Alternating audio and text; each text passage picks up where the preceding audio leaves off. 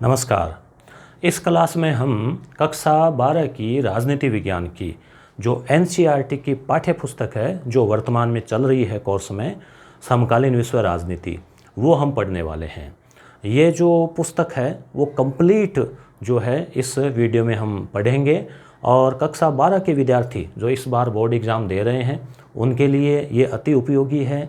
साथ ही जो आगामी एग्ज़ाम देंगे, भविष्य में एग्ज़ाम देंगे बोर्ड का, उन विद्यार्थियों के लिए। उसके अलावा कंपटीशन एग्ज़ाम की बात करें तो जैसे नेट सेट है पॉलिटिकल से, या फर्स्ट ग्रेड दे रहे हैं, या सेकंड ग्रेड सामाजिक आप दे रहे हैं, या फिर आप आरएस मेंस अगर आप लिख रहे हैं, या फिर आप यूपीएससी का दे रहे हैं, कुछ भी आप एग्ज़ाम अगर दे रहे हैं तो जीके के हिसाब से राजनीति विज्ञान और राजनीति विज्ञान में समकालीन विश्व राजनीति जो है वो पढ़ना अति आवश्यक है, इम्पोर्टेंट है। इस किताब को आप पढ़ने के बाद या इस वीडियो को देखने के बाद आपकी जो समकालीन विश्व राजनीति की समझ है वो अच्छे से विकसित होगी, ऐसी मुझे उम्मीद है। ये जो किताब है वो करीब 250 पृष्ठ की है। उसको अगर आप पढ़ेंगे तो आपको 20 से 25 घंटे लगेंगे। मैंने इसके शॉर्ट नोट्स तैयार किए हैं जिनको हम एक्सप्लेन करेंगे, समझेंगे और पूरी समझ विकसित करेंगे किताब के बारे में, पहलुओं के बारे में। तो करीब 1.5 से 2 घंटे का ये वीडियो हो सकता है, अभी इतना अनुमान है।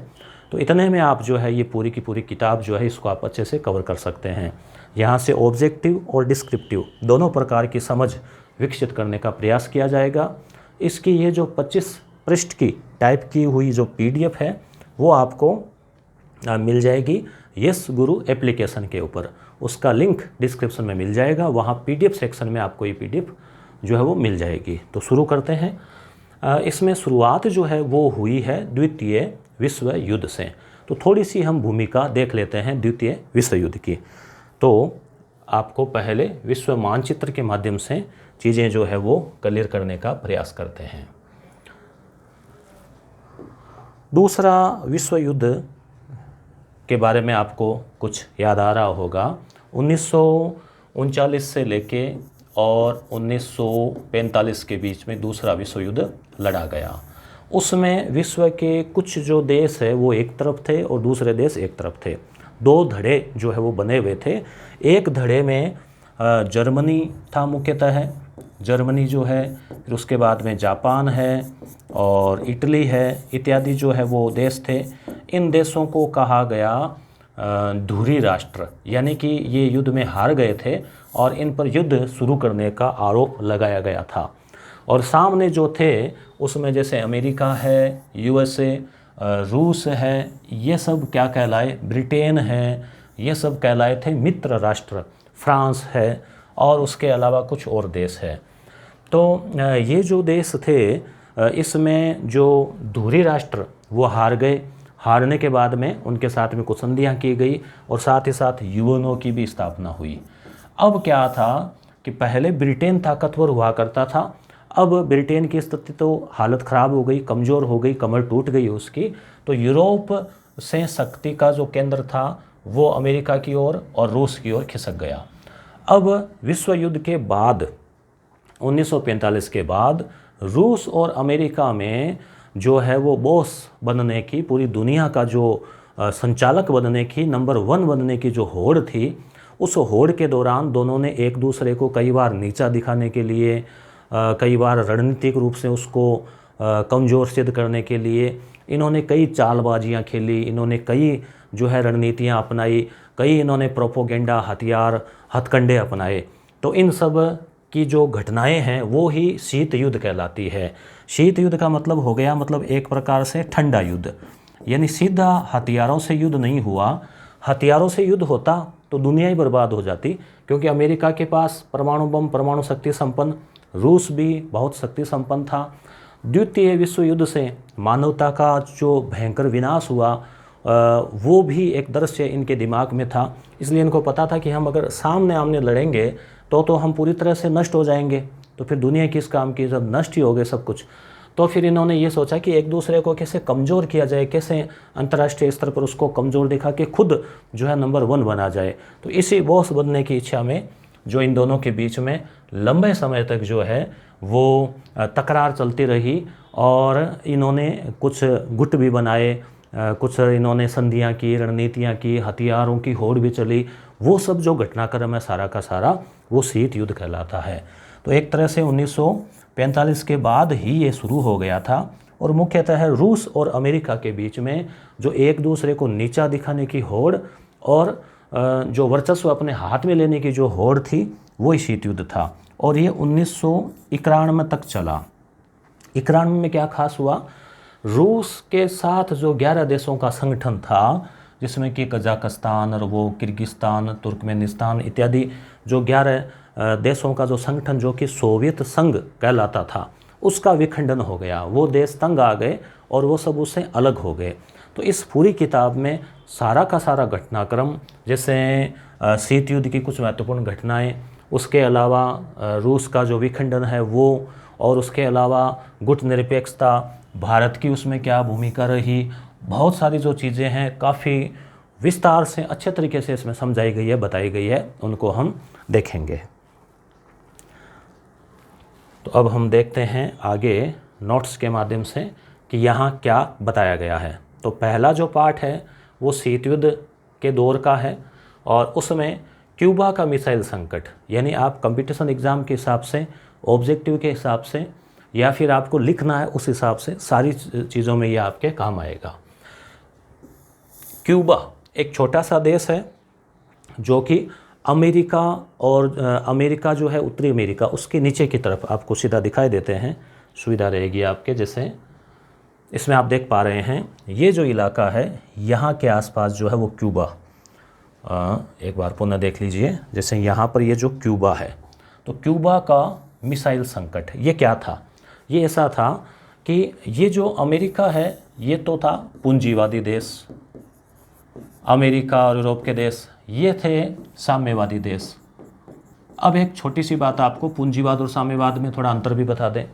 साम्यवादी देश है वो ये मानते थे कि जितने भी प्राइवेट उद्योग है, निजी जो भी चीज़ें हैं, निजी संपत्ति है, वो सब सरकार की है, सरकार को उसको लेके और सब गरीबों में बांट देनी चाहिए, उसको बराबर कर देना चाहिए सबको।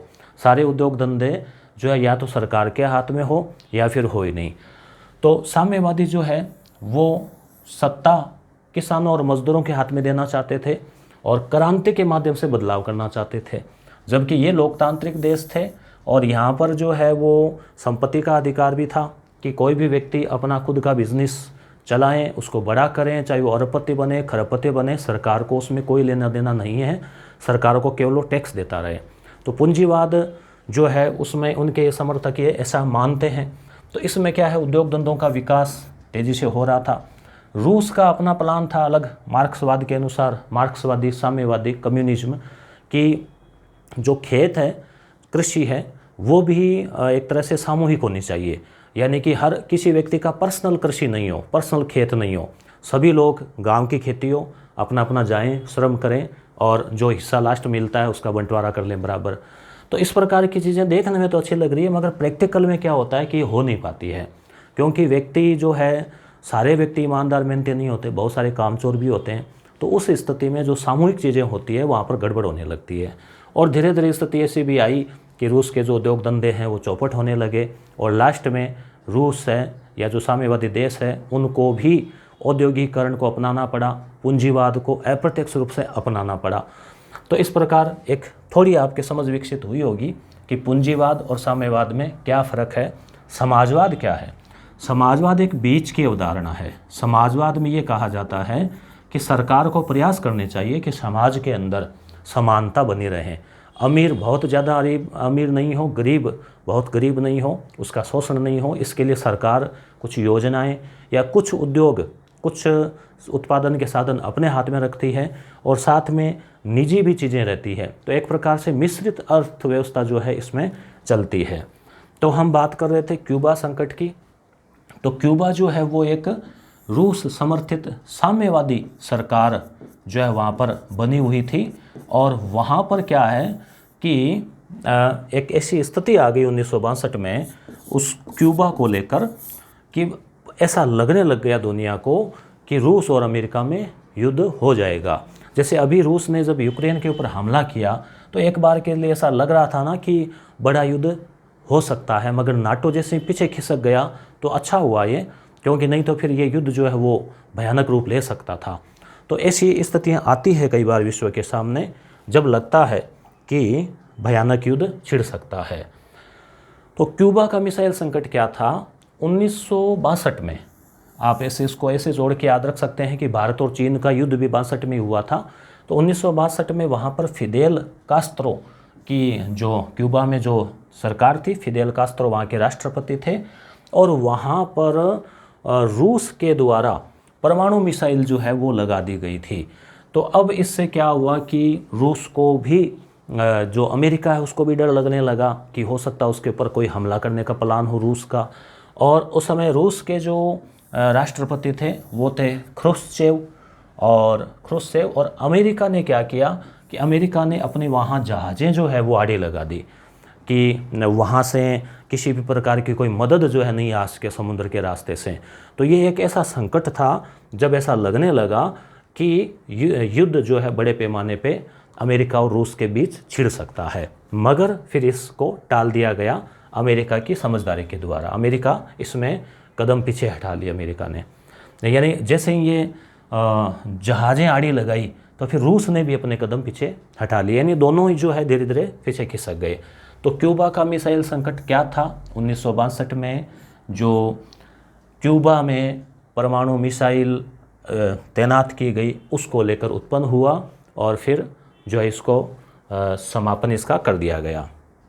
शीत युद्ध की बात करें तो इस पुस्तक में जो बिंदु लिखे गए हैं उसको सार के रूप में निकाला है कि एक तो जोर आजमाइश थी, यानी देशों के बीच में कौन ज़्यादा शक्तिशाली है, कौन पावरफुल निकलता है, इस प्रकार का। दूसरा है सैनिक गठबंधन तैयार करना, जैसे अमेरिका ने कुछ गुट बना लिए, जैसे वारसा है, शीटो है, सेंटो है। वारसा तो रूस का था, अमेरिका का नाटो, और इधर रूस जो है उसने वारसा बना लिया। तो एक प्रकार से सैनिक गठबंधन बना लिए। शक्ति संतुलन की शक्ति किसके पक्ष में रहें, शक्ति संतुलन का मतलब अगर कोई एक देश शक्तिशाली हो रहा है तो दूसरा उसको थोड़ा कमज़ोर करने का प्रयास करता है क्योंकि मेरे से आगे नहीं निकल जाएं। विचारधारा की भी ये लड़ाई थी, जैसा जैसा अभी हमने बात की कि एक तरफ तो था पूंजीवाद। पूंजीवाद में क्या होता है? उदारवादी लोकतंत्र होता है, जिसमें लोकतंत्र में आज़ादी होती है, सबको अपना बिजनेस करें, काम करें, कुछ भी करें। और दूसरी तरफ था साम्यवाद, जहाँ पर समाजवाद की स्थापना का प्रयास होता है और सरकार सब कुछ अपने अंडर में रखती है। सारे जो उद्योग धंधे हैं, निजी संपत्ति है, वो सब सरकार के ही अंडर में होती है और सरकार के स्तर पर ही सारे के सारे प्रयास किए जाते हैं। तो इसमें अधिकतम गवर्नमेंट जो है वो होती है। अपरोध का सिद्धांत क्या है?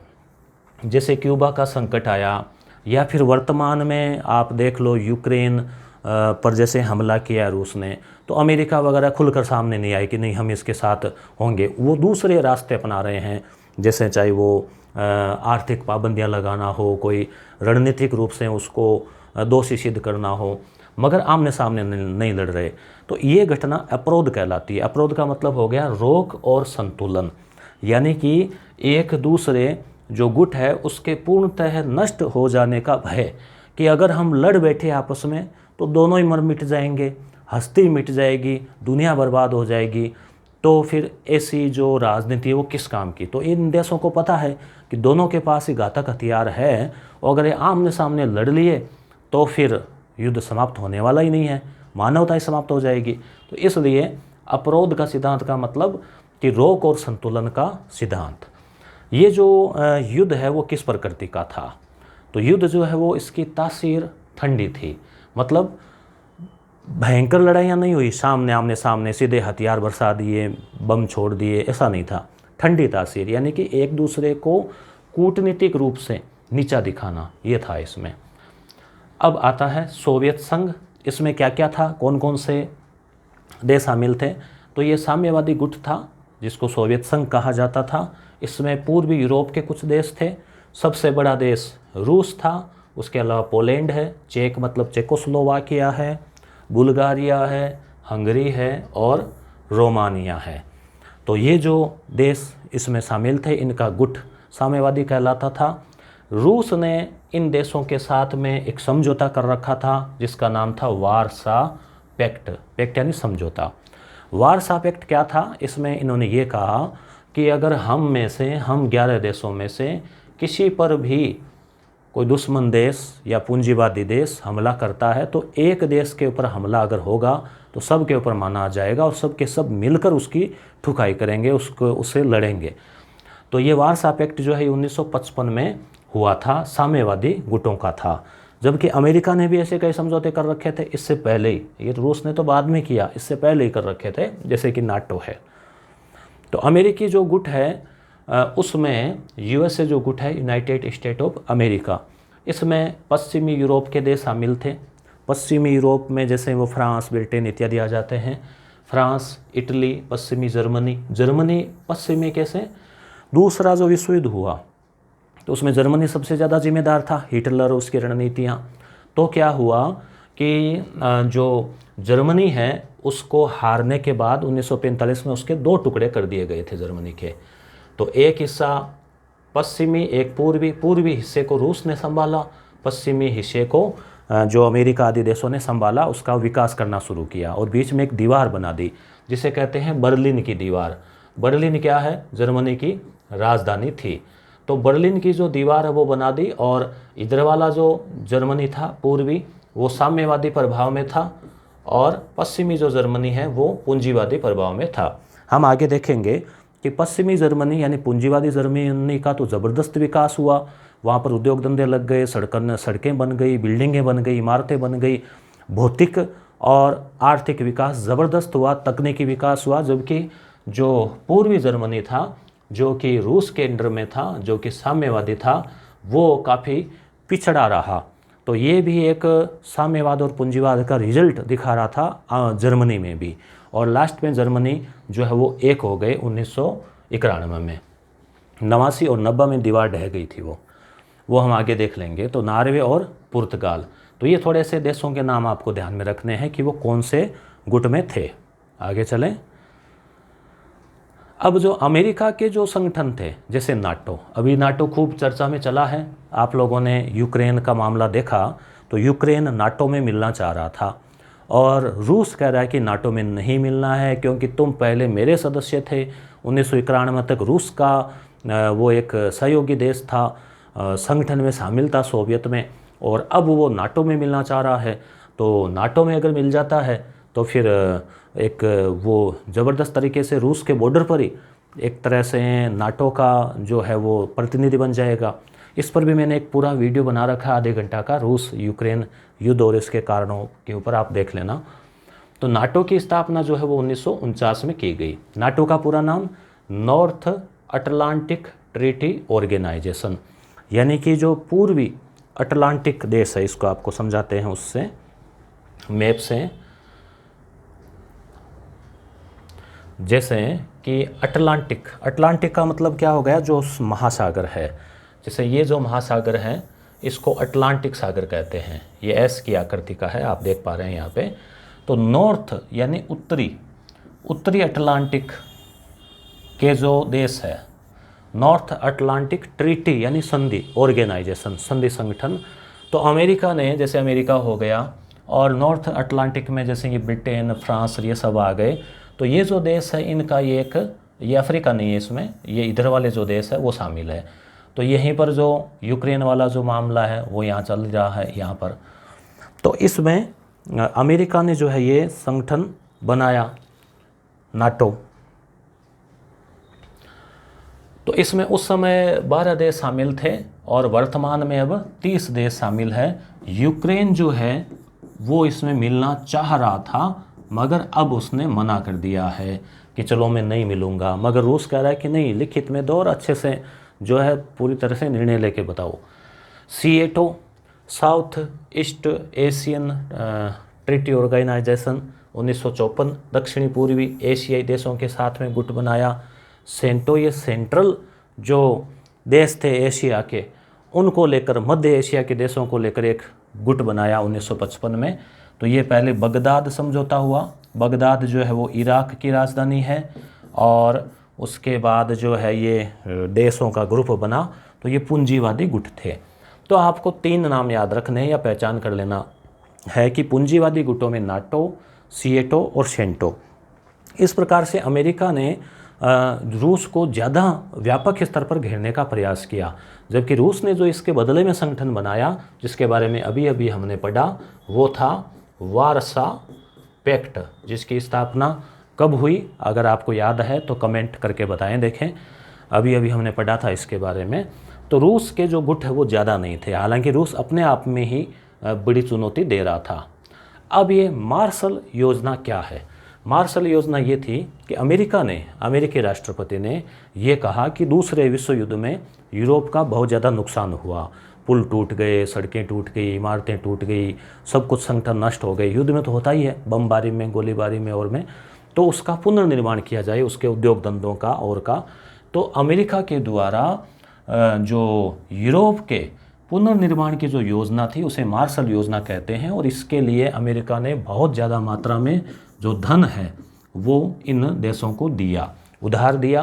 तो डबल फ़ायदा हुआ अमेरिका को, एक तो पैसे लिए ब्याज के रूप में, और एक ये इनके गुलाम, यानी एक तरह से मान लो कि इसके कर्जदार तो बन गए। यूएसए, राष्ट्रपति निक्सन की चीन यात्रा, ये क्यों लिखा है मैंने कि पहले चीन के साथ में जो संबंध है अमेरिका के वो एक तरह से साइलेंट टाइप के थे। अब अमेरिका ने ये सोचा कि चीन के साथ में थोड़े से संबंधों को सुधार कर लिया जाए, क्योंकि चीन रूस का पड़ोसी भी है, तो क्या पता चीन भी उसके साथ में मिल जाए। तो ये पहली यात्रा थी किसी अमेरिकी राष्ट्रपति की, तो वो था निक्सन, जो कि आप याद रख सकते हैं चीन की यात्रा पे निक्सन निकला 1972। इधर भारत में 1972 में क्या हो रहा था आपको याद आ रहा होगा, 71 में बांग्लादेश आज़ाद हुआ, 72 में शिमला समझौता। 1990 में क्या घटना घटी, जर्मनी का एकीकरण हो गया। बर्लिन की दीवार, जो कि मैंने बताया था कि जैसे मान लो जर्मनी है, उसके बीच में एक दीवार बनी हुई थी और इस दीवार को ढहा दिया गया। लोगों ने खुद नहीं जो है ना जाके तोड़ना शुरू कर दिया कि हम तो एक होना चाहते हैं, जर्मनी तो सदियों से एक रहा है, इन देशों ने कर दिया दो, तो इस दीवार को जो है वो तोड़ दिया गया। चलो हम इस दीवार को यहाँ से तोड़ देते हैं, और जर्मनी वापस क्या हुआ, एक हो गया। तो ये घटना कब की हुई, 1989 में दीवार ढही और 90 में पूरी तरह से घोषणा हो गई। अब ये मान लो आप कि पूर्वी जर्मनी जो कि साम्यवादी था और रूस के कंट्रोल में था, अंडर में था, उसके नियंत्रण में था, अब ये दीवार ढह गई और ये एक हो गया, और इधर पूंजीवाद का प्रभाव था, इसका ज़्यादा विकास हो रखा था। तो आप सीधा सा सोच लीजिए कि इधर वाली व्यवस्था में भी पूंजीवाद ही आना है, और जर्मनी भी एक तरह से किस में जाना था, नाटो में जाना मान लो, चाहे अमेरिकी प्रभाव में मान लो, चाहे पूंजीवाद की जीत मान लो। तो एक तरह से ये रूस की अप्रत्यक्ष रूप से कूटनीतिक हार थी। 1991 में एक बहुत बड़ी घटना हो गई, सोवियत संघ का विघटन हो गया, यानी जो 11 देश उसके सदस्य बने हुए थे उन्होंने धीरे धीरे अपने आप को एक स्वतंत्र देश के रूप में, उन्होंने कहा नहीं भाई हम सोवियत संघ नहीं है, हम तो अपने आप में एक अलग देश है, कि भाई मैं कजाकिस्तान हूँ, मैं जो है तुर्कमेनिस्तान हूँ, ऐसे अलग अलग उन्होंने अपनी अपनी घोषणा कर दी और कहा कि हम ये साथ वाला लफड़ा छोड़ेंगे। और धीरे धीरे उन्होंने यानी ये एक था कि साम्यवाद जो है वो फेल हो गया, फ्लॉप हो गया।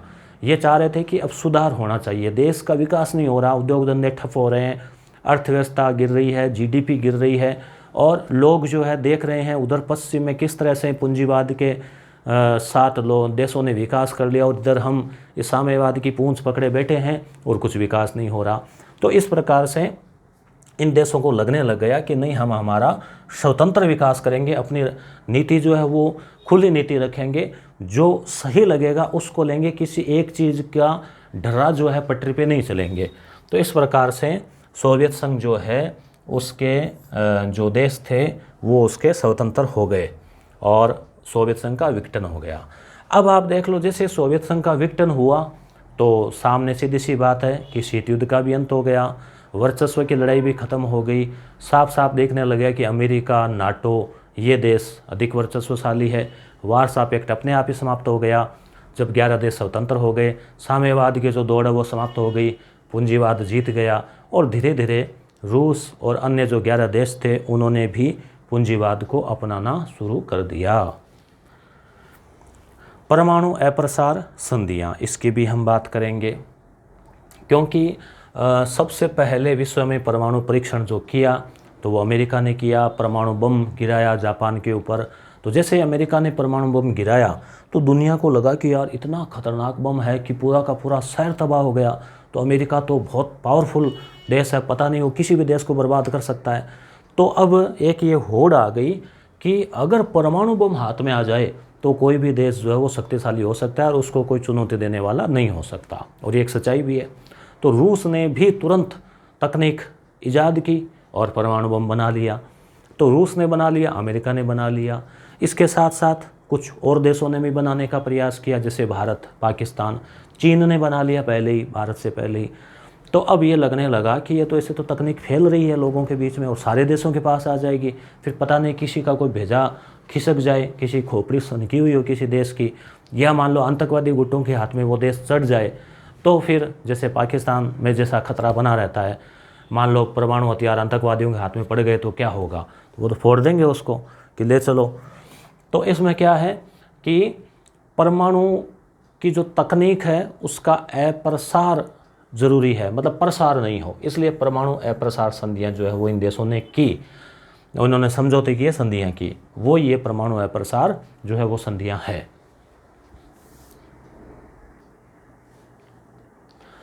तो परमाणु अप्रसार संधियों में जैसे एक तो है सीमित परमाणु परीक्षण संधि।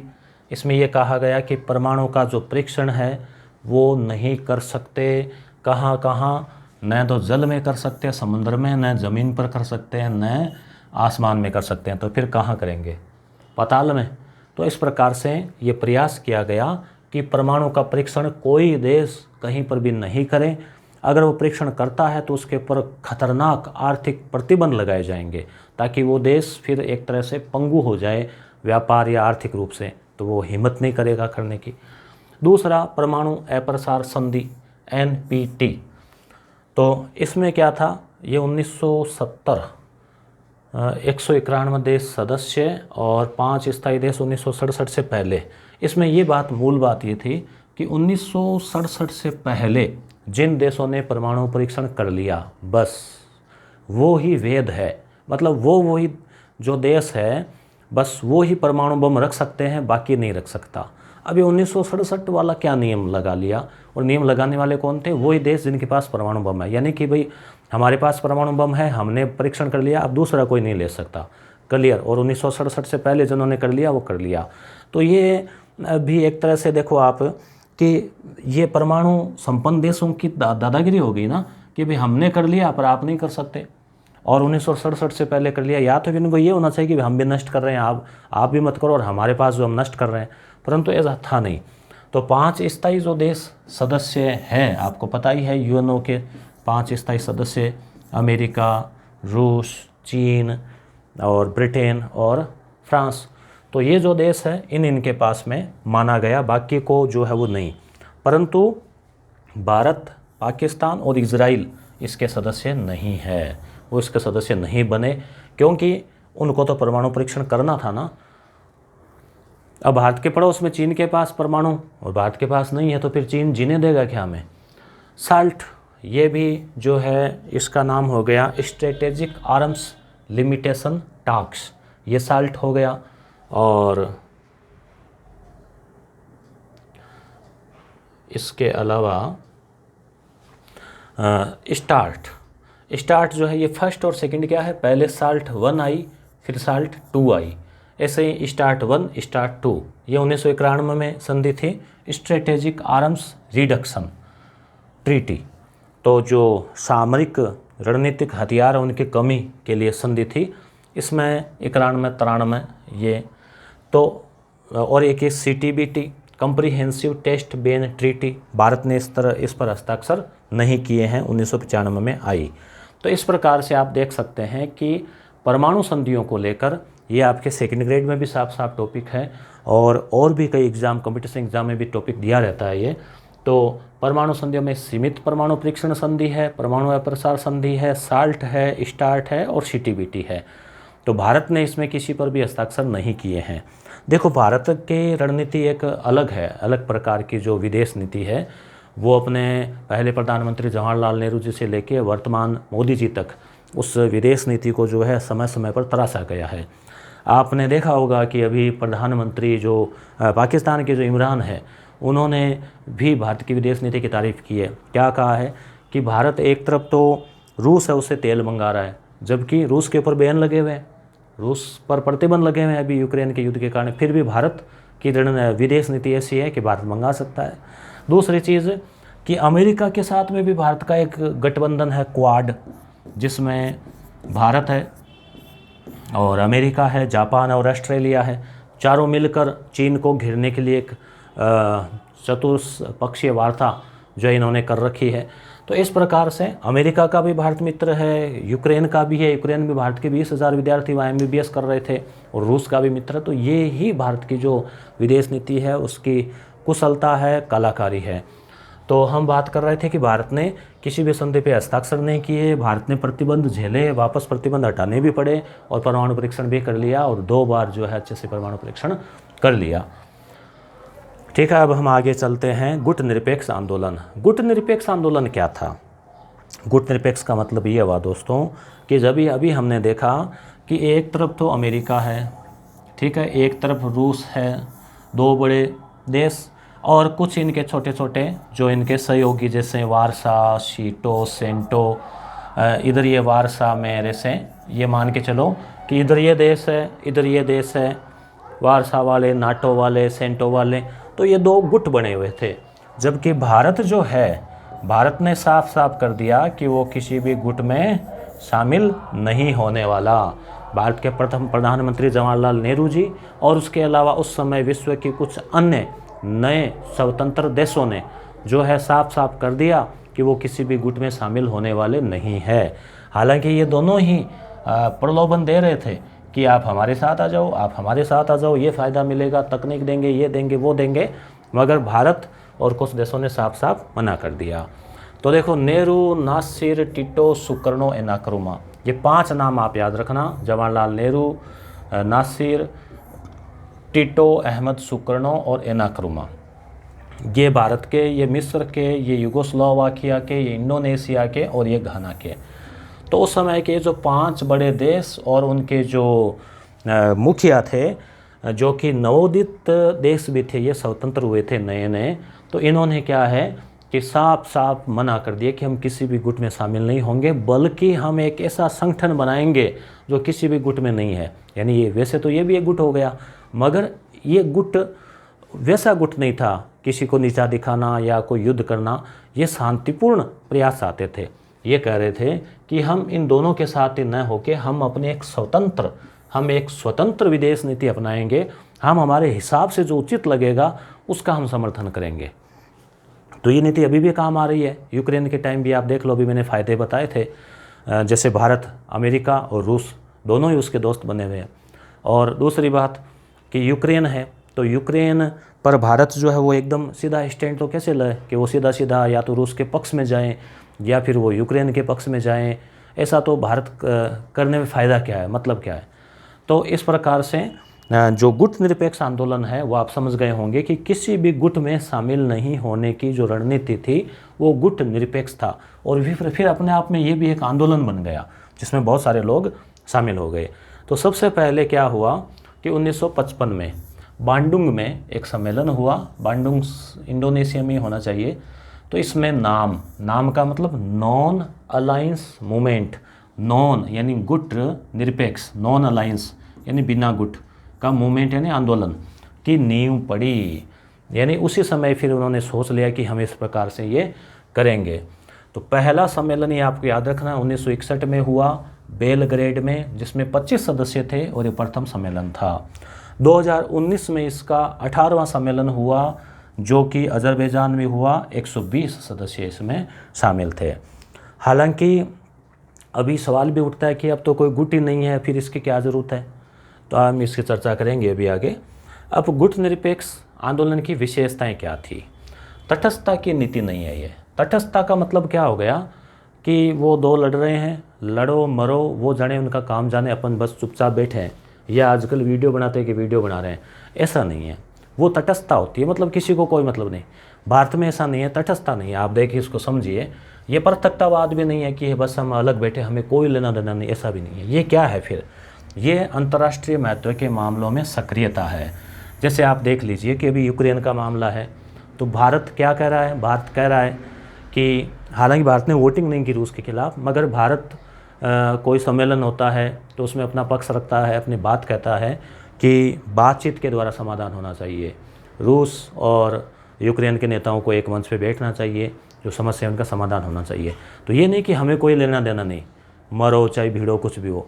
ये कहता है यहाँ पे भारत की विदेश नीति या जो गुटनिरपेक्षता की नीति है जो इन देशों का था, वो कहते हैं कि हम सक्रिय है, हम कोई महत्व मामला है तो उसमें हम सक्रियता निभाएंगे और सही पक्ष का साथ देंगे। ये इसमें मेन मुद्दा था। ये नहीं कि चुपचाप बैठे हैं, इनको जो लगेगा, और देखो कई बार सही पक्ष लगता ही है एक निष्पक्ष रूप से, और युद्ध में शामिल होना भी शामिल है इसमें। अगर हितों की रक्षा हो के लिए खुद की, तो भी ज़रूरी है कि अगर खुद पर कोई मुश्किल आई तो शामिल होंगे, और अगर शांति सेना भेजने की ज़रूरत पड़ी कहीं तो भी भेजेंगे। तो एक प्रकार से गुटनिरपेक्षता पूरी तरह से निष्क्रियता नहीं है।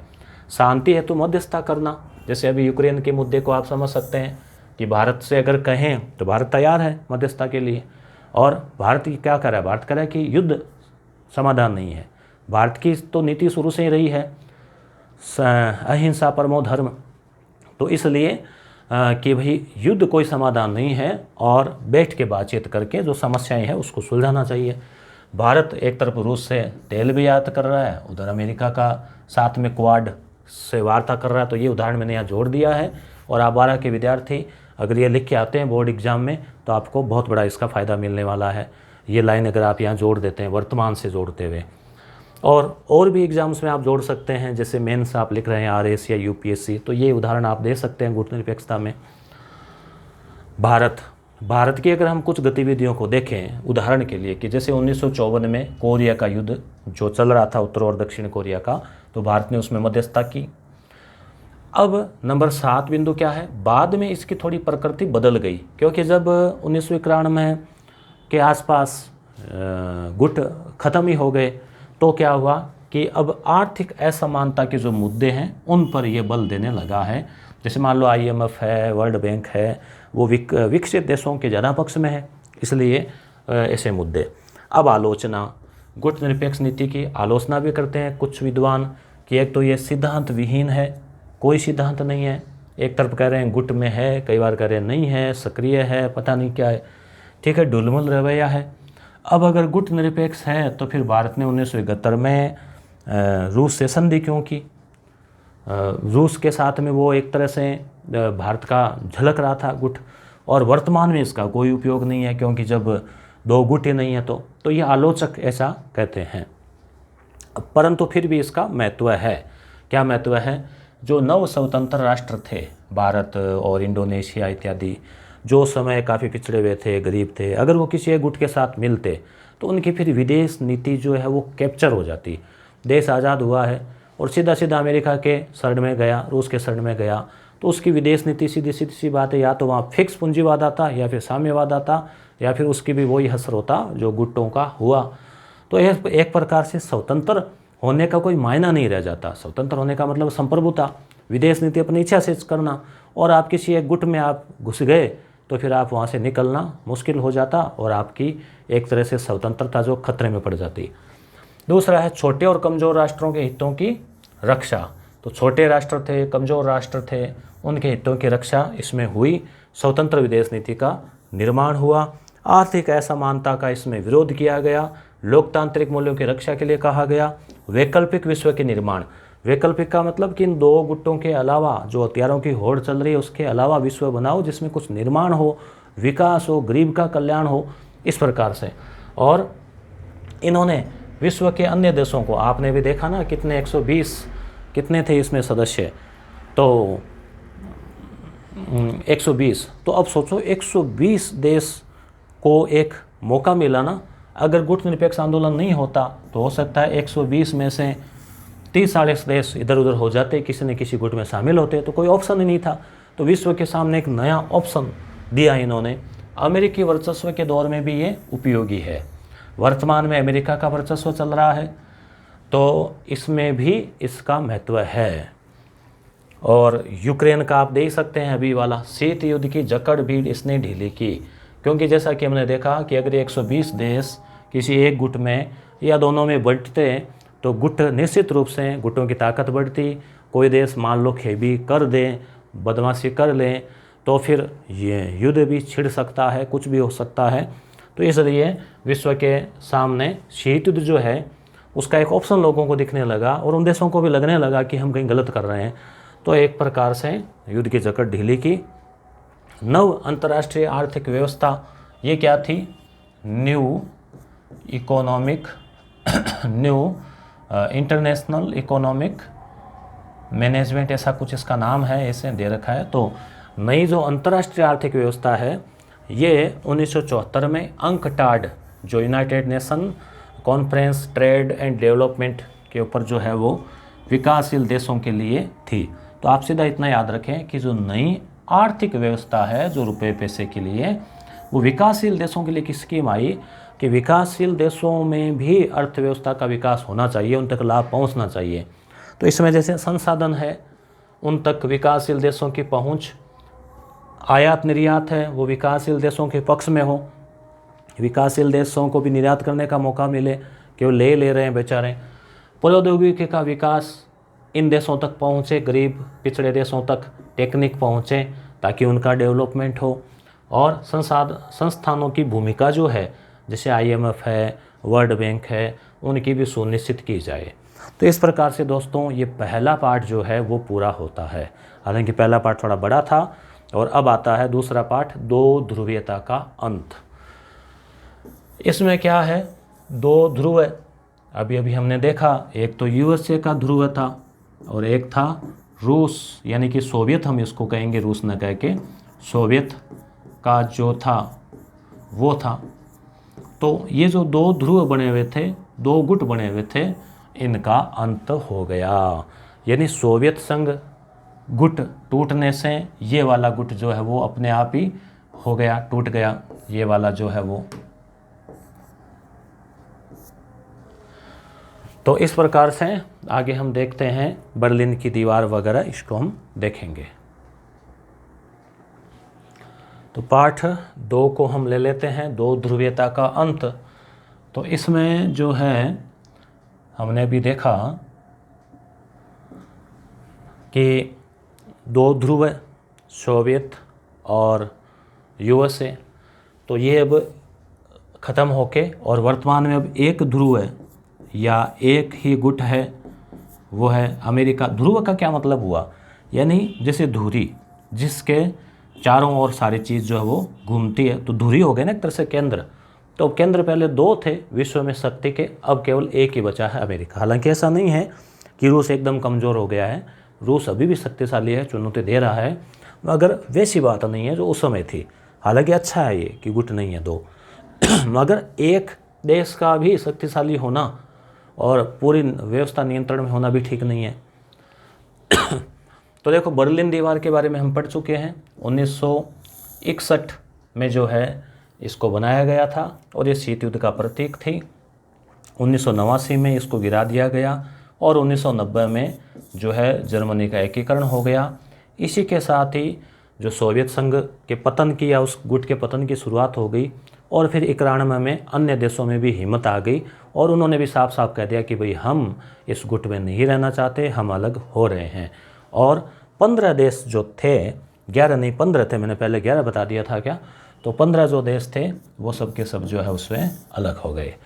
ठीक है, अब हम बात करते हैं आगे कुछ रूस के यानी सोवियत के राष्ट्रपतियों की। थोड़ा मैं आपको रूसी क्रांति के बारे में बता दूं कि रूस में 1917 तक राजा हुआ करता था जिसे कहते थे जार, और संसद को बोलते हैं ड्यूमा। तो एक तरह से वहाँ पर सीधा सीधा राजतंत्र था। 1917 में क्रांति हुई और उसे कहते बोल्शेविक क्रांति, और लेनिन उस क्रांति के नेता थे, व्लादिमीर लेनिन। और लेनिन ने कहा कि राजा की वजह से देश में अव्यवस्था हो रही है, और उस समय प्रथम विश्व युद्ध चल रहा था और रूस जो है वो जर्मनी से लड़ रहा था और रूस की सेना हार रही थी। तो वैसे भी लोग नाराज़ थे, युद्ध की वजह से महंगाई बढ़ गई थी, भाव बहुत बढ़ गए थे चीज़ों के, और गरीबी त्राही त्राही मची हुई थी। तो लोग नाराज़ थे राजा से, लोग राजा को हटा देना चाहते थे। उसी समय मार्क्सवाद का प्रभाव चल रहा था, मार्क्सवादी पार्टी का प्रभाव चल रहा था, और लेनिन जैसे नेता ने जनता को, किसानों को, मजदूरों को प्रेरित किया और कहा कि हमें मिलकर क्रांति करनी चाहिए और राजा को हटा देना चाहिए। राजा को हटाते ही इन्होंने जर्मनी के साथ में संधि कर ली, युद्ध बंद कर दिया और देश का विकास तेज़ी से करना शुरू किया। तो लेनिन 17 से 24 तक राष्ट्रपति रहे और इन्होंने पंचवर्षीय योजना चलाई। इन्होंने कहा कि 5-5 साल की योजना बना के देश का विकास करेंगे, प्लानिंग बनाकर।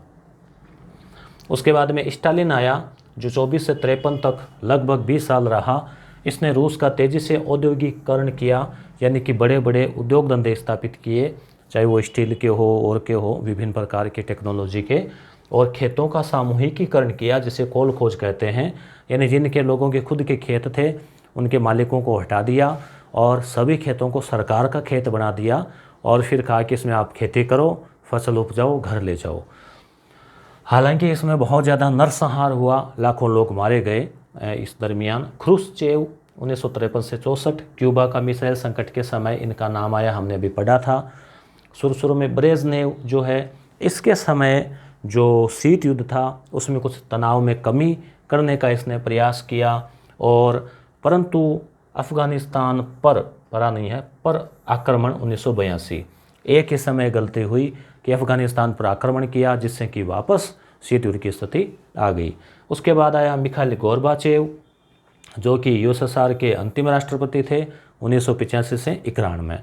अब गोर्बाचेव की जो नीतियां थी उस समय तक देखिए आप, परिस्थितियां भी बदल गई थी और रूस का जो साम्यवाद था वो धीरे धीरे फ्लॉप हो रहा था और रूस धीरे धीरे ये सोच रहा था कि क्यों न उसमें भी पूंजीवाद या फिर जो पूंजीवादी रणनीतियां हैं उसको अपनाया जाए, उद्योगों का विकास किया जाए, थोड़ी स्वतंत्रता दी जाए, विदेशी निवेश आना चाहिए, विदेशी तकनीक आनी चाहिए। केवल एक देश अपने आप में बंद कर रह जाने से उसका विकास नहीं होगा। तो ये चीज़ें समझ में आने लग गई। तो फिर मिखाइल गोर्बाचेव ने 2 नीतियाँ दी। एक तो पेरेस्ट्रोइका, इसका मतलब हुआ कि पुनः निर्माण करना है, रूस का पुनः निर्माण करना है। दूसरा था ग्लासनोस्ट यानी कि खुलापन। खुलापन का मतलब हो गया कि देश के अंदर कोई भी विदेशी कंपनी आए, यहाँ व्यापार करें, निवेश करें, तकनीक लाएं, यहाँ के लोगों को रोज़गार दें, अपने पैसे कमाएं, सरकार को टैक्स दें। तो ये खुलापन होता है। और सरकार को उदार नीतियाँ, देश को बंद करके रखने से काम नहीं चलेगा, उदार नीतियाँ जो अपनानी चाहिए। इस प्रकार की इसने नीतियाँ अपनाई तो आर्थिक और राजनीतिक सुधार किए। और अफ़गानिस्तान में जो सेना भेज रखी थी वो वापस बुला ली। जर्मनी का जो एकीकरण हो रहा था उसमें इसने आपत्ति नहीं की। इसने कहा भी एक देश जो पहले एक था अब वो एक होना चाह रहा है, तो क्या आपत्ति है, देश है, अपनी जो नीति है वो स्वयं करें। हथियारों की होड़ पर इसने रोक का प्रयास किया। शीत युद्ध एक प्रकार से समाप्त कर दिया। क्योंकि जो जर्मनी या हथियार ये सब भी तो थे, और ड्यूमा हेतु बहुदलीय राजनीति की शुरुआत की कि केवल एक साम्यवाद से जो सत्ता है वो केंद्रीकृत होती है, अन्य लोगों को मौका नहीं मिलता। जैसे आज चीन में एक ही पार्टी है तो लोगों को मौका कहाँ मिलेगा फिर। तो इसलिए इसने कहा कि बहुदल यानी दूसरे दल भी आने चाहिए, जनता की आवाज़ यानी एक सच्चा लोकतंत्र जो है वो स्थापित होना चाहिए। तो इस प्रकार से जो गोर्बाचेव है इसकी जो नीतियां हैं इसने रूस के उसमें ये मान लो आप एक तरह से कि हालांकि फ़ायदा तो किया, परंतु इसको गोर्बाचेव याद रखना, इसको दोष भी देते हैं। किसका? रूस के विखंडन का, सोवियत संघ के। इसके बाद में फिर क्या आया? इसके बाद में आया बोरिस येल्त्सिन। थोड़ा सा इसको छोटा करते हैं। बोरिस येल्त्सिन, इन्होंने क्या किया? इन्होंने ये रूस के प्रथम चुने हुए राष्ट्रपति थे, ठीक है। यानी कि 91 में क्या हुआ? सोवियत संघ तो रहा नहीं, अब बन गया रूस, और रूस के पहले राष्ट्रपति बने बोरिस येल्त्सिन। उसके बाद में आ गए पुतिन, जो कि आप वर्तमान में नाम सुनते ही हैं। 99 से पुतिन का प्रभाव शुरू हो गया। दिसंबर 1991 में रूस, बेलारूस, यूक्रेन सोवियत संघ से स्वतंत्र हो गए। ये वो यूक्रेन जिसका नाम आजकल आप खूब सुन रहे हैं। तो रूस, बेलारूस ये सबसे पहले, यूक्रेन सबसे पहले अलग हुए। यानी रूस खुद जो सबसे बड़ा देश था उसने खुद नहीं घोषणा कर दी कि ठीक है अब अलग हो जाओ। दुनिया को भी क्या है, यानी देशों को 3 में बांटा गया है, 3 भागों में। एक तो पहली दुनिया के देश, वो देश जो कि पूंजीवादी थे। दूसरी दुनिया उनको कहा जाता है जो साम्यवादी थे। कई बार नाम आता है ना तीसरी दुनिया, भारत तीसरी दुनिया का देश है। और तीसरी दुनिया के वो देश है जो कि बाकी देश या तो गुट निरपेक्ष वाले और अन्य, यानी जो विकासशील है, पिछड़े गरीब देश है, वो तीसरी दुनिया के देश है। बाल्टिक गणराज्य में क्या आते हैं? 3 देश आते हैं, एस्टोनिया, लातविया, लिथुआनिया। तो इसको आप याद रखें, बाल्टी, ऐसे आप ट्रिक भी बना सकते हैं, ए लाली बाल्टीला, ए लाली बाल्टीला। तो ऐसे कैसे भी आप याद रख सकते हैं इसको। साम्यवादी देश में जैसे पोलैंड, चेकोस्लोवाकिया इत्यादि देश थे। सोवियत प्रणाली की विशेषताएं क्या थी? यानी कि जब वो 1991 से पहले जो गुट बना हुआ था उसमें क्या होता था, एक तो एक दलीय प्रणाली हुआ करती थी, कम्युनिस्ट, ठीक है, माफ़ी चाहते हैं। तो विपक्ष नहीं होता था उसमें। चीन में कहाँ है? चीन में देखो, पार्टी के लिए चीन में साम्यवाद है और अर्थव्यवस्था में पूंजीवाद है। दोनों ही चीज़ें चीन में है। अर्थव्यवस्था पर राज्य का नियंत्रण, परंतु विपक्ष नहीं है, एक दल है। तो फिर आप सोच सकते हैं कि लोकतंत्र की स्थापना, हम उसको लोकतंत्र तो कह नहीं सकते, एक तरह से पूरा लोकतंत्र। योजनाबद्ध विकास और दूसरी दुनिया के देश शामिल थे। 15 गणराज्यों का संघ था। यूएसएसआर साम्यवाद और समाजवाद का समर्थन करता था और सामूहिक कृषि जो है इसमें होती थी। गोरबाचेव और सोवियत संघ का विघटन। गोरबाचेव को क्या है, विघटन के लिए जिम्मेदार माना जाता है, परंतु परिस्थितियाँ ऐसी थी कि हम उसको कोई दोषी न कह के हम उसको एक व्यवस्था को अपनाने वाला, क्योंकि ये गोरबाचेव नहीं करता तो 2 साल 5 साल बाद होता ही। जब बाकी देश तंग आ गए, 15 जो देश थे, उनको लग रहा था कि उनका विकास नहीं हो रहा, तो फिर उनको जाना ही था छोड़ के। तो बुनियादी ढांचे के अब सोवियत संघ का विघटन क्यों हुआ, कारण, तो ये प्रश्न आपकी परीक्षा में आ सकता है। 2 कारण लिखो, 4 कारण लिखो, मेंस में आपके लिखने आ सकता है। समझा हुआ तो आजकल क्या है, ऑब्जेक्टिव एग्जाम में भी कॉन्सेप्ट वाले क्वेश्चन आते हैं, तो कॉन्सेप्ट क्लियर हो कि कौन सा कारण नहीं था तो भी आप उसको समझ सकते हो। तो बुनियादी ढांचा जो था, सड़क, बिजली, पानी आदि का विकास नहीं हो रहा था, तो इसलिए पिछड़ गया था। तो इनको लगने लगा कि हमारा साम्यवाद काम नहीं कर रहा है। अफगानिस्तान पर हमला करने से आर्थिक नुकसान हुआ, वो भी एक बड़ा कारण था। खाद्यान्न का बढ़ता आयात, खाद्यान्न और घटता उत्पादन। जो सामूहिक खेत थे, खेती होने नहीं लगी, उत्पादकता घट गई, क्योंकि व्यक्ति सामूहिक रूप से कौन काम करेगा जब तक जिम्मेदारी नहीं है। खुद का खेत है, उसको पता है खुद का नुकसान है। अब 100 आदमियों या 1000 आदमी काम कर रहे हैं पूरी गांव में ज़मीन पर, तो कभी कोई कम करेगा, कोई बैठ जाएगा, कोई जाएगा, कोई नहीं जाएगा, अव्यवस्था होगी। तो उत्पादन घटता गया, खाद्यान्न बाहर से मंगाना पड़ा, जिससे घाटा हुआ। उत्पादकता और प्रौद्योगिकी में पश्चिमी देशों से पिछड़ गया। हालांकि सैनिक सामान तो तैयार कर लिया, मगर बाकी जो उत्पादन चीज़ें थी उसमें पिछड़ गया। गोरबाचेव के देश के अंदर राजनीतिक सुधार की जो नीतियाँ थी, वो कम्युनिस्ट पार्टी का 70 साल का लंबा शासन, जनता उब गई थी उससे, जनता की आकांक्षाओं की पूर्ति नहीं हो रही थी। हथियारों पर खर्च से अधिक आर्थिक पिछड़ापन आया। पिछलग्गू देशों के विकास पर अत्यधिक व्यय, यानी जो 15 देश थे वो कुछ भी मांगते कि हमें ये दो, नहीं तो हम फिर अलग हो जाएंगे। यानी एक तरह से डर रहता ना कि अगर इनको कुछ नहीं कहा, इनकी मांग नहीं मानी तो फिर अलग हो जाएंगे। तो गुट में बना रखने के लिए उनके ऊपर खर्चा भी ज़रूरी था। उस खर्चे के चक्कर में रूस का नुकसान हुआ, ठीक है। और उसके अलावा गतिरोध, प्रशासन, यानी प्रशासन के अंदर ये गतिरोध इधर होगा, और प्रशासन, भारी भ्रष्टाचार, जवाबदेहिता का अभाव। प्रशासन भी अच्छा नहीं था, गतिरोध था, भ्रष्टाचार था, कोई जवाबदेही नहीं थी, कोई रेस्पॉन्सिबिलिटी नहीं थी, उत्तरदायित्व नहीं था। राष्ट्रवादी भावनाएं और प्रभुत्व की इच्छा, संप्रभुता की।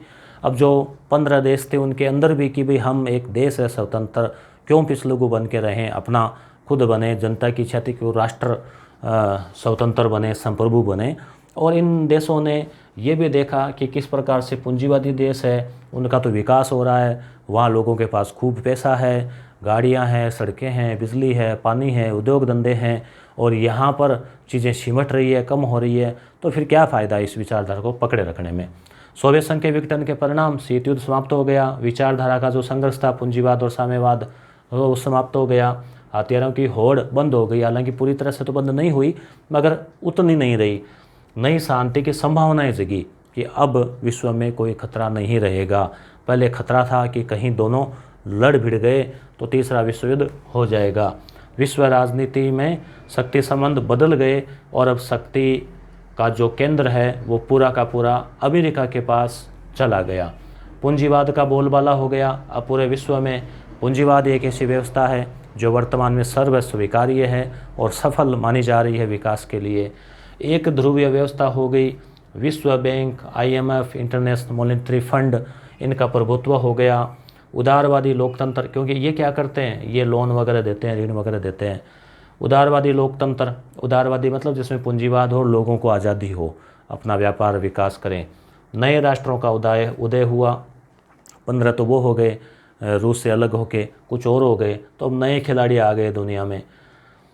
सोवियत से स्वतंत्र हुए राज्यों को राष्ट्रकुल कहा गया। जैसे राष्ट्रमंडल था ना ब्रिटेन से अलग होके, वैसे इससे जो अलग हुए जो 15 देश, उनको राष्ट्रकुल नाम दिया गया। तो इसमें ये 11 यहाँ लिख रखे हैं, तो आप इनको देख लो। रूस, कजाकिस्तान, उज़्बेकिस्तान, ये अज़रबैजान वगैरह वगैरह ये थे।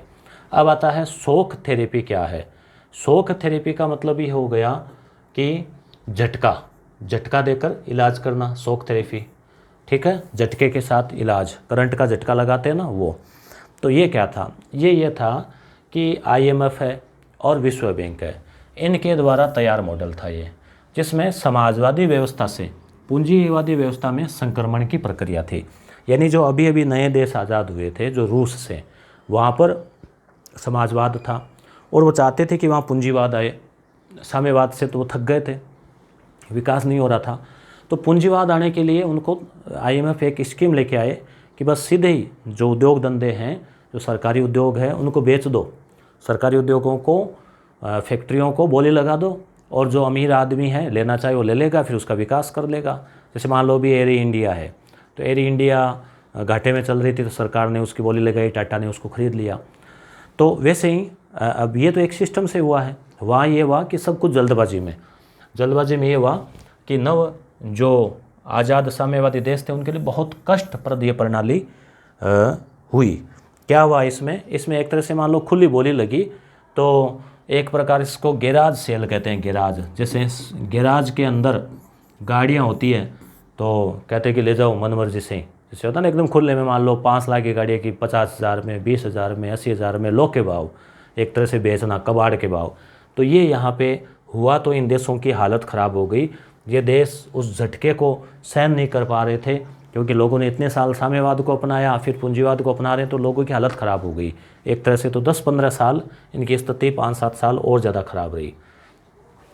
अब इसमें क्या था, नई जो नीति थी उसमें कि मिल्कियत का स्वरूप निजी था, यानी कि मालिक कौन रहेगा, सरकार नहीं, प्राइवेट। सामूहिक फार्म समाप्त कर दिए गए, निजी फार्म, निजी खेती शुरू की गई, लोगों को खेत बांटे गए कि ये भी तुम्हारा, ये तुम्हारा, इस तरह से। और पूंजीवाद को अपनाया गया, वित्तीय खुलापन को अपनाया गया, मुद्रा की परिवर्तनशीलता को अपनाया गया, और मुक्त व्यापार नीति कि देशों को व्यापार करने दो, आने दो, जाने दो, ठीक है। परिणाम क्या रहे, अर्थव्यवस्था तहस नहस हो गई। क्यों हो गई?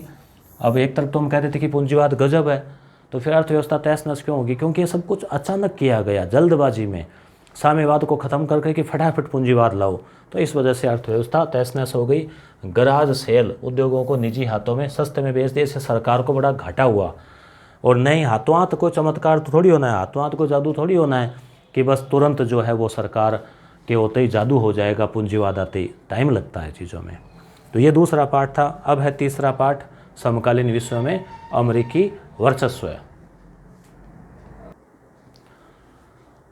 तो इसमें जैसे ही हमने देखा कि जो गुट निरपेक्ष है आंदोलन है वो ख़त्म हो गया, गुट निरपेक्ष क्या जो गुट बने हुए थे 2 शीत युद्ध, ख़त्म हो गया, रूस की व्यवस्था चरमरा गई, और अब अमेरिका जो है वो इस सब कुछ सर्वेसर्वा बन गया। तो अमेरिकी वर्चस्व जो है वो स्थापित हो गया। तो इसमें कुछ घटनाएं हुई। 1991 से इसकी शुरुआत हुई। अब क्या हुआ कि अमेरिका ने भी अपनी दादागिरी दिखानी शुरू कर दी। 1990 में इराक का कुवैत पर आक्रमण हुआ और कब्जा कर लिया।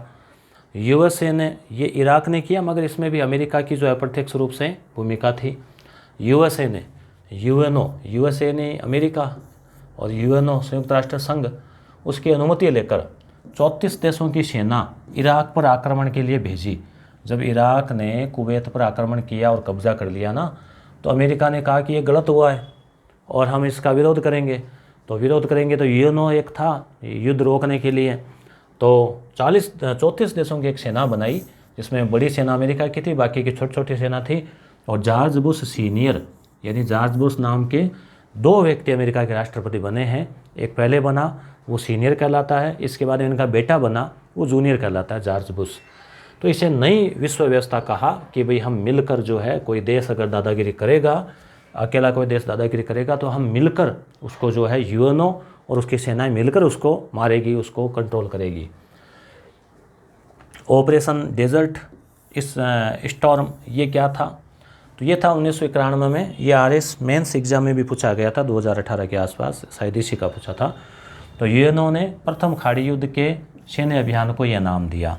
खाड़ी युद्ध क्या था? ये जो इराक, कुवैत, इन देशों के बीच में जो लड़ाई चल रही थी उसे खाड़ी युद्ध कहते हैं, क्योंकि खाड़ी है वहाँ पे, तो खाड़ी समुद्र वाले। तो यूएनओ ने इस अभियान को नाम दिया ऑपरेशन डेजर्ट, यानी वहाँ पर क्या है? रेगिस्तान है, तो रेगिस्तानी तूफान। क्लिंटन की विदेश नीति। बिल क्लिंटन आपने नाम सुना होगा। क्लिंटन अमेरिका के राष्ट्रपति रहे। तो उन्होंने 1992 से 2000 तक, यानी कि 2 बार रहे वो लगातार। तो बुश की कठोर नीति का त्याग करके नरम मुद्दों की ओर ध्यान देना शुरू किया, जैसे जलवायु परिवर्तन हो रहा है, लोकतंत्र है, उस पर। तो इन्होंने फिर वो युद्ध में ज़्यादा रुचि नहीं ली। ऑपरेशन इन्फिनिट रिच, इसमें क्या था? रिच। तो यूएसए ने अलकायदा आपको याद होगा, लादेन का जो आतंकवादी संगठन था वो, कि सूडान और अफगानिस्तान के ठिकानों पर है ये क्रूज मिसाइल हमले व बमबारी की। राष्ट्रपति क्लिंटन।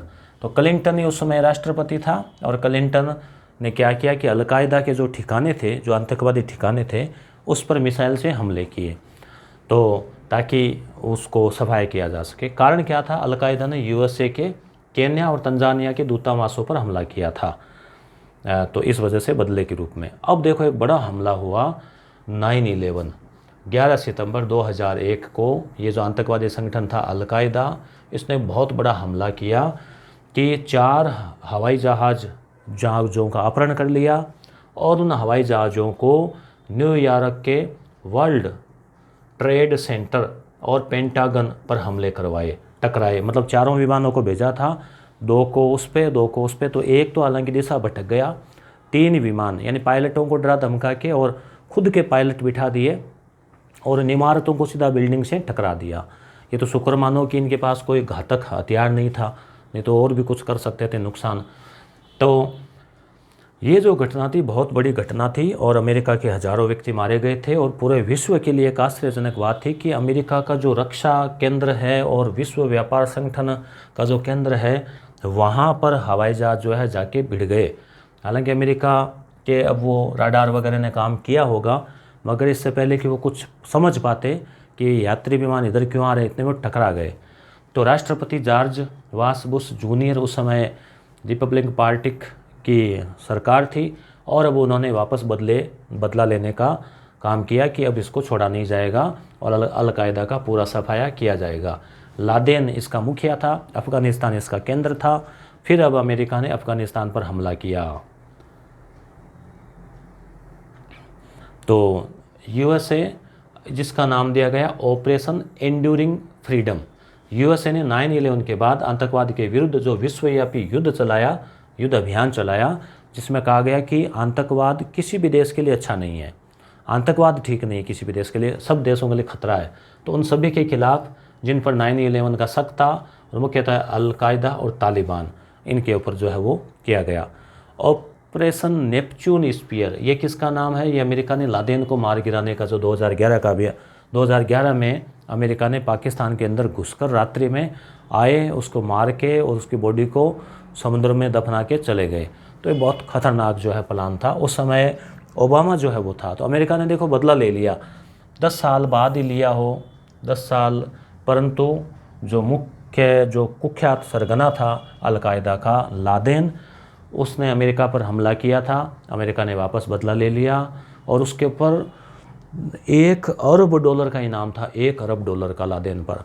फिर भी आप सोचो कि किसी व्यक्ति ने इसका एड्रेस बताया नहीं, इसके बारे में बताया नहीं, पाकिस्तान में रह रहा था, तो ये भी एक आश्चर्य की बात थी। आप यस गुरु एप्लीकेशन जो है प्ले स्टोर से डाउनलोड कर लेवें या डिस्क्रिप्शन में लिंक है, वहाँ से इस PDF को आप प्राप्त कर सकते हैं।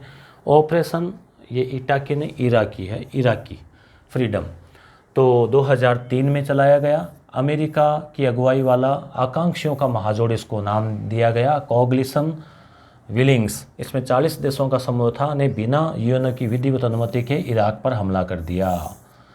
तो इराक के ऊपर आपको याद होगा 2003 में हमला हुआ था, और आरोप क्या था कि इराक के पास में नरसंहार के खतरनाक हथियार है। आरोप था, सिद्ध नहीं हुआ था कि रासायनिक हथियार है और इराक खतरा है विश्व के लिए, ये कह के और अमेरिका ने हमला कर दिया। UN की अनुमति नहीं ली और 40 देशों का बना लिया गुट। देश तो इसके साथ है ही, नाटो वाले तो है ही, तैयारी रहते हैं।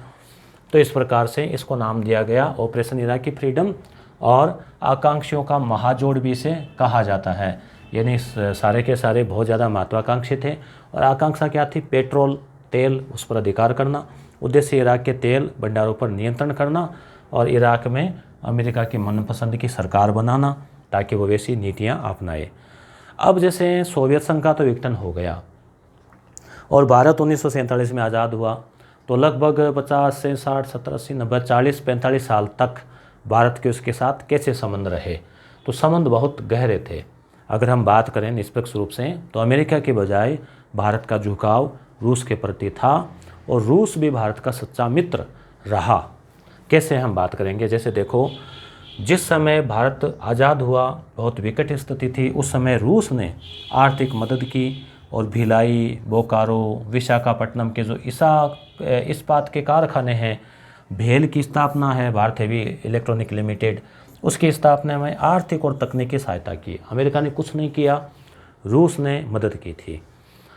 ठीक है। उसके अलावा जैसे राजनीतिक बात करें तो कश्मीर के मसले पर जब भी पाकिस्तान ने मुद्दा उठाया है, तो चीन है और अमेरिका है, वो तो पाकिस्तान के साथ रहे हैं, मगर भारत के साथ कदम से कदम और कंधे से कंधा मिला के जो हमेशा रहा वो है रूस। रूस ने कई बार वीटो का इस्तेमाल किया और भारत के ऊपर जो भी प्रस्ताव ला रहे थे प्रतिबंध के या कुछ और के, जनमत वगैरह के, वो सब खारिज कर दिए।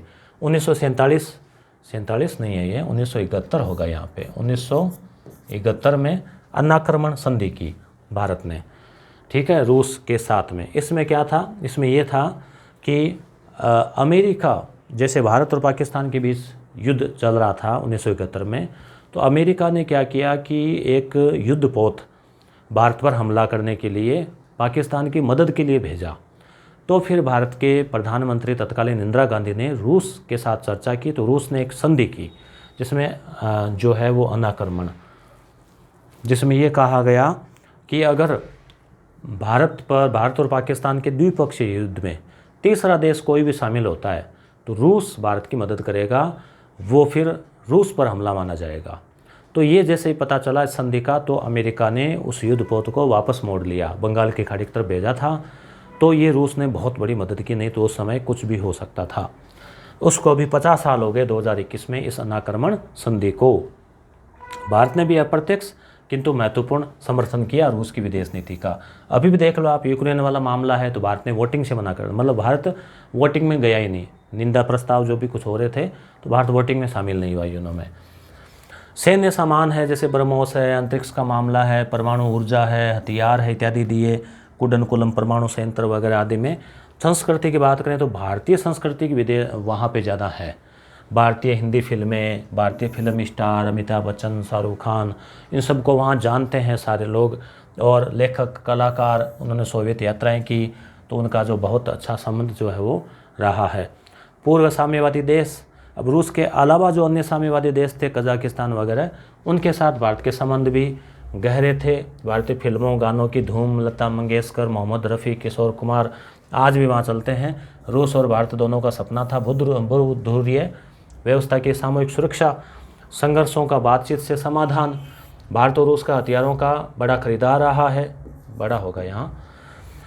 रूस भारत की परमाणु योजना के लिए महत्वपूर्ण है। अंतरिक्ष में भारत को क्रायोजेनिक रॉकेट देकर मदद की है, तो रूस एक प्रकार से मदद की है।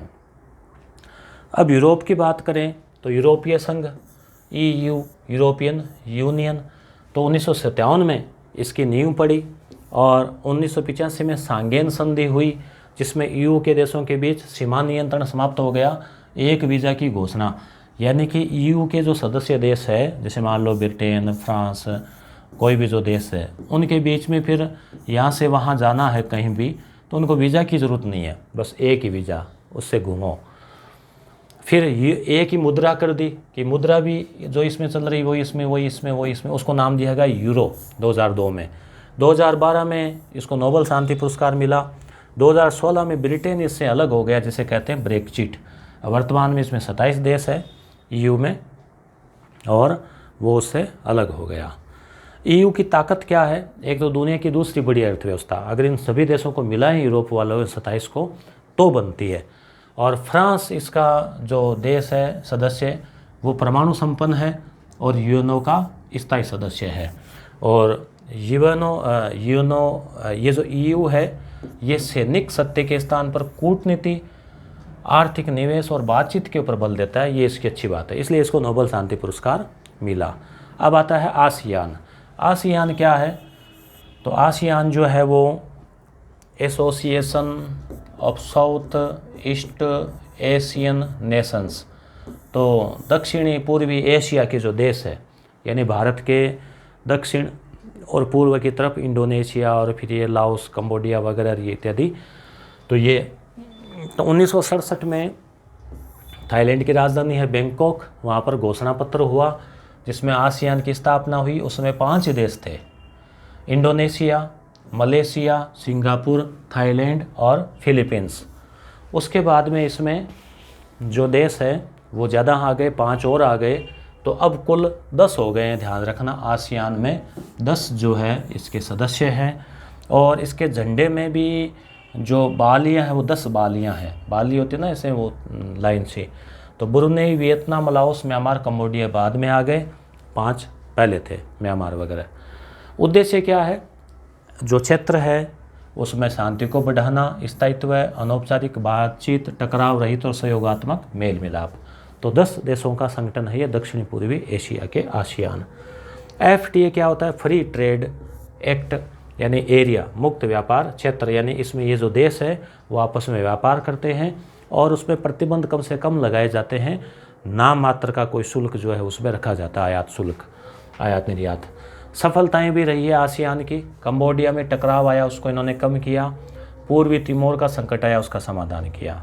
भारत और आसियान के बीच में जैसे मलेशिया, सिंगापुर और थाईलैंड के साथ में तो भारत जो है वो मुक्त व्यापार समझौता कर चुका है। 2018 में नई दिल्ली में भारत और आसियान साझेदारी सम्मेलन हुआ। रजत जयंती पर डाक टिकट भारत ने जारी किया। भारत की विदेश नीति की हम बात करें तो भारत ने एक तो लुक ईस्ट जारी की 1991 में कि पूर्व की ओर देखो, यानी अपने पूर्व के जो देश है Myanmar, Laos, Cambodia, Thailand, Malaysia, Indonesia, Japan, Korea, तो इनकी तरफ देखो। अब 2014 में मोदी जी के समय नीति आई, वो है एक्ट ईस्ट। एक्ट का मतलब सक्रिय, मतलब कुछ करो, मतलब वहाँ तो था देखो, अब है कि इनके साथ करो, इनके साथ समझौता है, व्यापार है, वाणिज्य है, तकनीकी आदान प्रदान है, वो अब इनके साथ में करने की आवश्यकता है। इससे पूर्वी एशिया के जो देश है आसियान हो गया, चीन हो गया, जापान, दक्षिण कोरिया, इनसे आर्थिक संबंधों में बढ़ोतरी हुई है। आसियान शैली क्या है? आसियान शैली का मतलब होता है कि इनका जो कार्य करने का तरीका है, तो आसियान के सदस्यों के अनौपचारिक और सहयोगपूर्ण कार्य करने की जो शैली है वो आसियान शैली कहलाती है, कि ये एकदम बिना किसी फॉर्मेलिटी के सहयोग के साथ में 10 देश मिलकर जो है वो कार्य कर रहे हैं। तो इस प्रकार से ये तीसरा पार्ट कंप्लीट होता है। अब हम देखेंगे चौथा पार्ट। कुल इसमें 8 पार्ट है दोस्तों। तो पहले मेरा विचार था कि एक ही वीडियो में दोनों पढ़ाएंगे, अब ये जो है 1.25 घंटे में 3 पार्ट हुए हैं, तो इस हिसाब से फिर वीडियो ज़्यादा बड़ा हो जाएगा, इसलिए हम 4 पार्ट का एक वीडियो और फिर 4 पार्ट का दूसरा वीडियो 2 क्लासेज में हम इसको कंप्लीट करेंगे। पहले में हम 4 पार्ट, चौथा पार्ट देख लेंगे, दूसरे पार्ट में हम बाकी बचे हुए 4 पार्ट देखेंगे, जिनका लिंक डिस्क्रिप्शन में आपको मिल जाएगा दूसरे पार्ट का। ठीक है, अब चौथा पार्ट है चीन की अर्थव्यवस्था का उत्थान।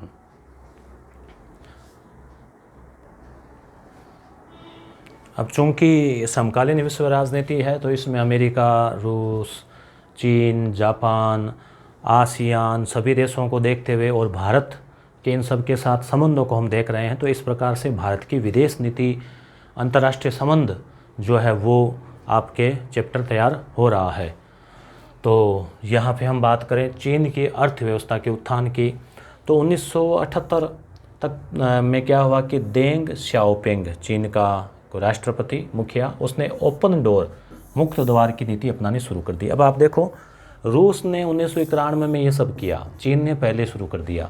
मुक्त द्वार का मतलब ये हो गया कि कोई भी विदेशी कंपनी आओ, यहाँ व्यापार करो, और व्यापार के लिए लेन देन, निर्यात, आयात सबको खुला रखा ताकि विकास हो, और चीन के विभिन्न प्रांतों की यात्रा शुरू की।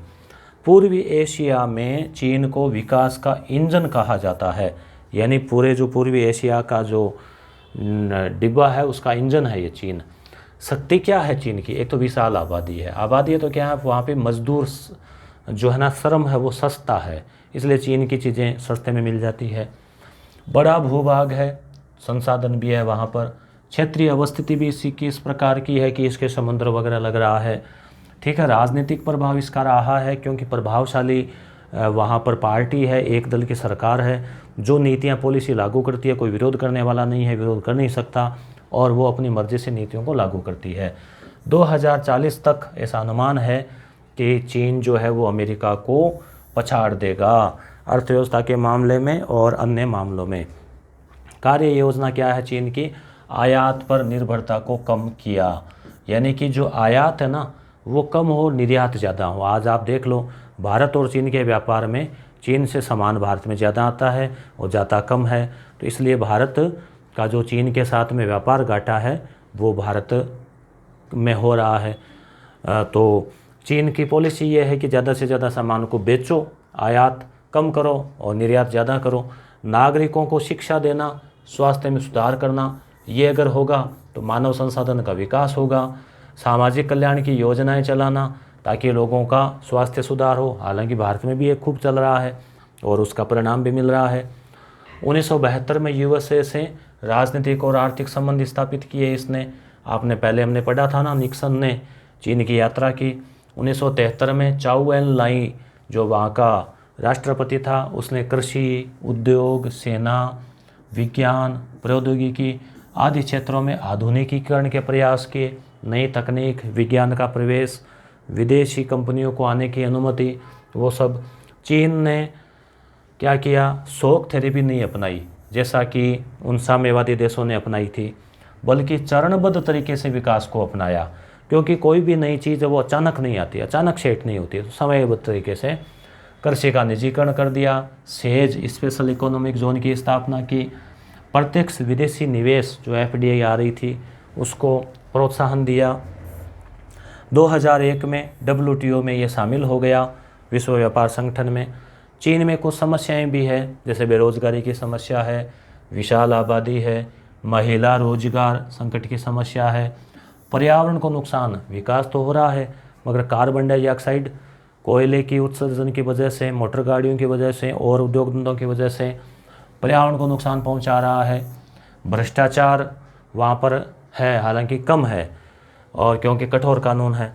कोरोना से उत्पन्न समस्याएं अभी बड़ी देखने को मिली। चीन में 6 सेज है, जबकि भारत में 200 से अधिक सेज जो है वो है। भारत और चीन के संबंधों की बात करें तो प्राचीन काल में तो चीन अलग थलग था, उसको कोई मतलब नहीं था। 1950 आज़ादी के बाद में भारत ने आज़ादी के बाद हिंदी चीनी भाई भाई का नारा दिया, संबंध सुधारने का प्रयास किया, मगर चीन ने क्या किया? तिब्बत पर हमला कर दिया। तो उससे भारत और चीन के बीच नाराज़गी हो गई, क्योंकि भारत ने तिब्बत की स्वायत्तता का समर्थन किया और दलाई लामा और तिब्बती शरणार्थी यहाँ आए तो उनको शरण दे दी, क्योंकि हमारी तो प्राचीन परंपरा है कि शरणागत की रक्षा करना। तो चीन इससे नाराज़ हो गया और फिर हालांकि इसके बावजूद 1954 में भारत के प्रधानमंत्री नेहरू जी की अगुवाई पर चाउ एन लाई के साथ पंचशील का समझौता किया गया था, और उसमें 5 शील हस्तक्षेप नहीं करना, सहिष्णुता की रक्षा करना, संप्रभुता की रक्षा करना आदि थे। मगर चीन ने मुँह में राम बगल में छुरी वाली स्थिति को अपनाया और 1962 में अचानक भारत के ऊपर बिना किसी कारण के हमला कर दिया। 3 महीने तक युद्ध चला और चुपचाप बिना किसी कारण बताए युद्ध बंद कर दिया। यानी चीन ने एक तरह से दिखाई अपनी ताकत और भारत की कुछ ज़मीन पर कब्जा कर लिया। तो इस तरह से भारत की भी आंखें खुल गई कि एक बड़ा धोखेबाज है ड्रैगन, और फिर भारत ने अपनी रणनीति को चेंज किया और अब कोई मजाल नहीं है। आप देखा आपने कि भारत परमाणु शक्ति संपन्न है, और डोकलाम का विवाद हो, गालवान का विवाद हो, चीन से बराबर मुकाबला किया तो वो पीछे भी हट गया। अब रणनीतिक कम और अब आर्थिक संबंध ज़्यादा है। अब भारत के साथ जो व्यापार वाला मैटर है वो ज़्यादा है, और चीन जो है एक तरह से चीन की अर्थव्यवस्था भारत के ऊपर निर्भर है कुछ मात्रा में। 2021 में निर्यात 80 अरब, आयात 120 अरब, यानी व्यापार घाटा जो है भारत को देखने को मिला है। ये नए डाटा मैंने इसमें एक पॉइंट डाला है आपके कि 2021 में आयात भारत में 120 अरब हुआ, यानी एक तरह से 40 अरब का घाटा भारत को हो रहा है व्यापार का। हालांकि इसको हम घाटा इसलिए कहते हैं कि भाई आयात ज़्यादा हो रहा है, निर्यात कम हो रहा है। बाकी चीज़ों की आवश्यकता है भारत को, वहाँ पे खपत हो रही है, इसलिए वो आयात कर रहा है। 2019 में शी जिनपिंग भारत आया था, झूला था, आपको याद होगा। 2018 में मोदी जी गए थे। भारत की ओर से चीन जाने वालों में वैसे अटल बिहारी वाजपेयी का भी नाम आता है, 1980 में चीन गए थे विदेश मंत्री के तौर पे। 2017 में डोकलाम विवाद हुआ। 2020 में गालवान घाटी का विवाद हुआ। OBR का भारत विरोध कर रहा है, जो वन बेल्ट रोड, चीन एक सड़क बना रहा है अपने आसपास के देशों में, तो उसका भारत विरोध कर रहा है।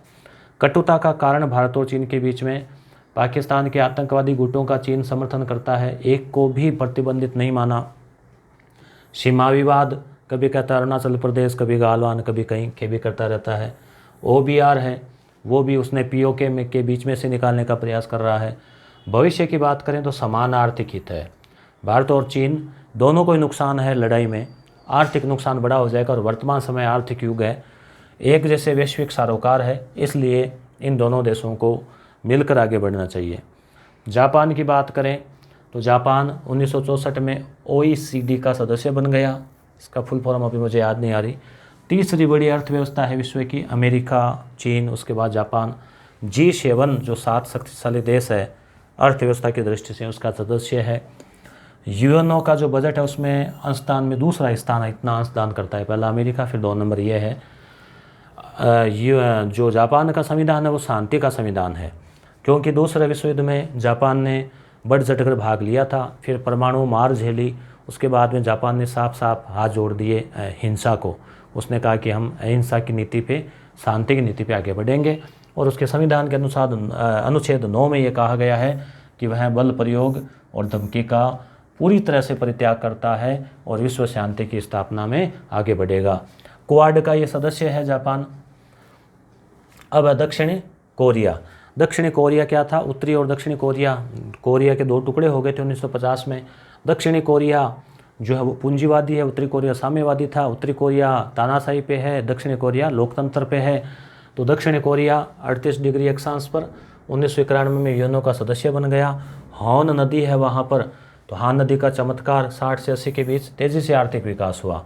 दक्षिण कोरिया आज एक विकसित देश है और उसका बहुत अच्छा विकास हो रखा है। तो ये है अब पार्ट 5। तो दोस्तों पार्ट 5, 6, 7, 8 इन 4 पार्ट को हम पार्ट 2 में देखेंगे, क्योंकि फिर वीडियो 1 घंटे 23 मिनट का बन गया, फिर ज़्यादा बड़ा बन जाएगा।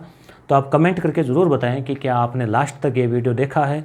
पूरा जिनने देखा है वो कमेंट करके यस लिखें कि हाँ कंप्लीट देखा है, और कैसा लगा ये भी बताएं। आपकी समझ कुछ विकसित हुई, अंतर्राष्ट्रीय राजनीति समझ में आ रही है क्या, पॉलिटिकल वाली, ये कैसा लगा आपको। पार्ट 2 में हम आपसे शीघ्र मिलेंगे। धन्यवाद।